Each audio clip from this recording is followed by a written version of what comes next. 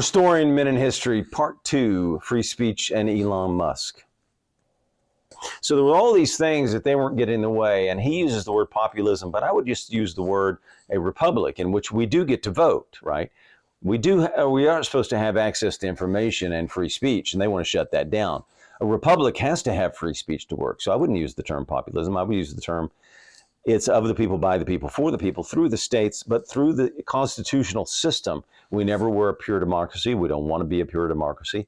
So that's not what we want. We wanted a republic where we have representatives. And they don't like that. They want to control it, he's saying, right? So they want to take charge and control it. They want you to have the information you want. You want to censor the Hunter Biden story, we will do it. We went over that court case where they did it, and that still hasn't been remedied or collected. That court case went the wrong way. Dowdy went the right way, the judge, but now it's gone the wrong way. If you like the mission, we would appreciate you if you would subscribe and like. Thank you and have a magnificent day. So the point is about these foreign governments, when you read the news, when you see it, know that it probably is our State Department driving in many of the cases. And our State Department is not supposed to interfere with the First Amendment for you, getting your information, hearing the information, and going around the Constitution to denigrate it and damage it. Macron arresting the Telegram founder. What's that about? Well, Mike Benz is saying probably either approved by the State Department or driven by the State Department. He's not sure. He doesn't say. But probably that they wouldn't have done it without the State Department knowing about it. So another attack on free speech is the attack on Telegram. And what was next? Musk? Who knows? Anyway. So what we're really worried about today is our government is supposed to not impede, infringe upon your free speech because of the First Amendment. And Mike Benz is saying they're doing it. We, of course, went through that court case where they did do it. Of course, Mark Zuckerberg just wrote the letter, so we know they did it again. But we knew it before that. We went over that court case and said the Supreme Court messed up. Amy messed up. Clip 4. Russia and China don't have the problem that we have.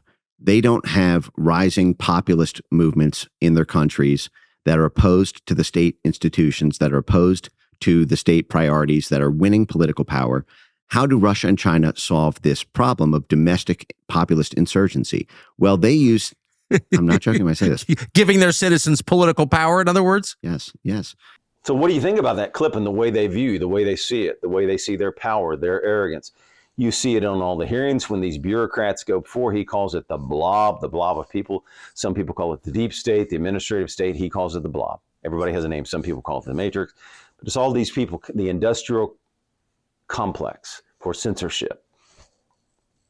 How do they view you? How do they view democracy? They have a different definition, he says now, of democracy. Of course, we like the word republic. I always like to say that. But they want to rule. And what did we break away from England for? You know, and remember when that Prime Minister of England said it, he probably had approval from the intelligence agencies in England and America. But here's the thing. We fought for self-rule, for the ability for Americans to be able to rule ourselves away from Britain. Clip 5. So we're going to hear this out. It's about a 4-minute clip, but I think it's worth your time because it's a good one. I don't understand. Like, when did we all agree that populism is bad? I thought the whole system was fundamentally a populist system. The country belongs to its citizens. I thought that was the whole deal. Oh, I can answer that because it's basically doctrine. There's been a redefinition of democracy from meaning the consensus of individuals to meaning the consensus of institutions. And this is a very clever sleight of hand reframing trick that they played after the 2016 election in the US, and they were setting this up. So just to get they're playing with revolution here. I mean, they've lost their legitimacy. So I'm not going to try to overthrow the US government. I'm 55. I'm not going to do that. But at some point, you know, someone's going to try to do that, and it's going to be kind of hard to see why they're not justified in doing that because it's not legitimate. Their legitimacy comes from the consent of the governed. That's our system. And when they no longer have the consent of the governed, they're not legitimate, period. So all I care about is freedom of speech on the internet. But if you have no freedom of speech, it's not a legitimate country.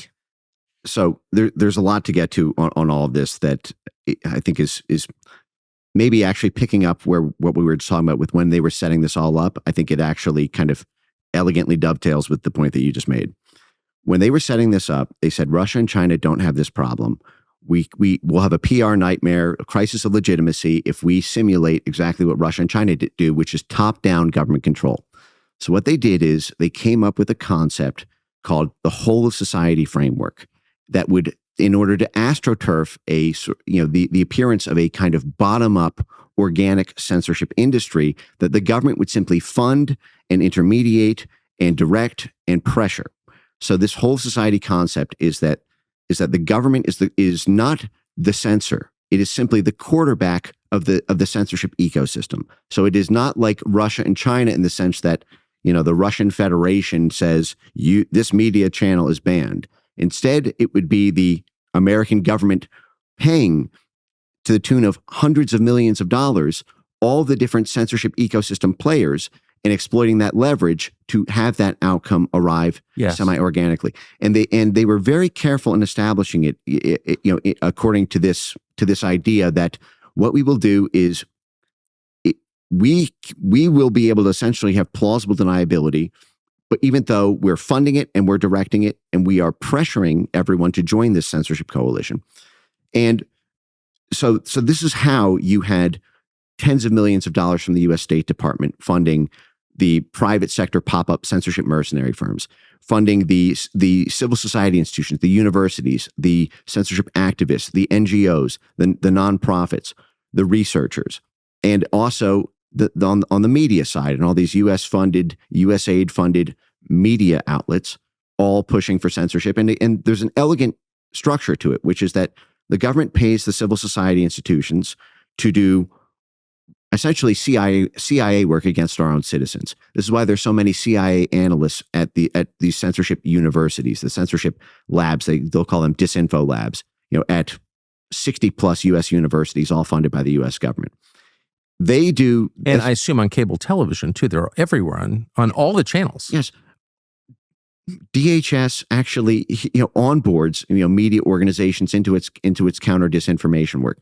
And again, because media is the fourth quadrant in the whole society framework, and it's government, private sector, civil society, and media all aligned like a magnet to create the censorship outcomes so that there's no holes in the Titanic. No one can resist it. No one can stop it. This is the prop. And it was so effective until Elon Musk essentially burst that bubble, and until they went a little bit too far with the Disinformation Governance Board. And finally, a certain faction within the Republican Party woke up and was able to exert some pressure through the House and Jim Jordan in November 2022.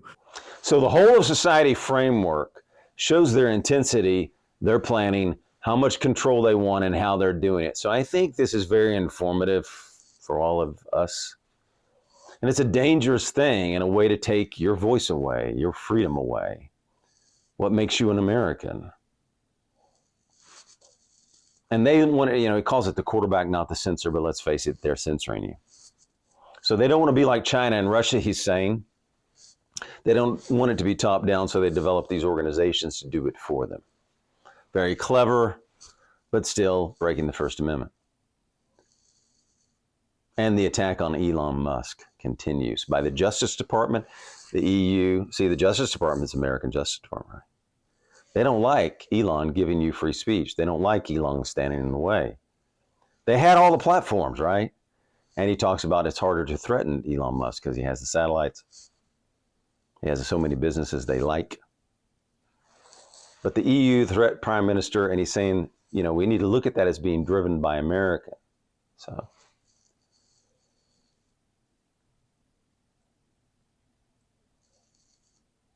And Brookings, and I remember when this came out, there was an attack on the word democracy. And we like republic. This democracy word kind of bothers me, but doing everything in the name of democracy, they had done it so long, they wanted to move away. I don't know if you remember this, but remember when the articles were coming out right after Trump won and Brookings and all these pieces were coming out, is it time for us to do away with democracy? And all those, there was a lot of pieces coming out that I remember.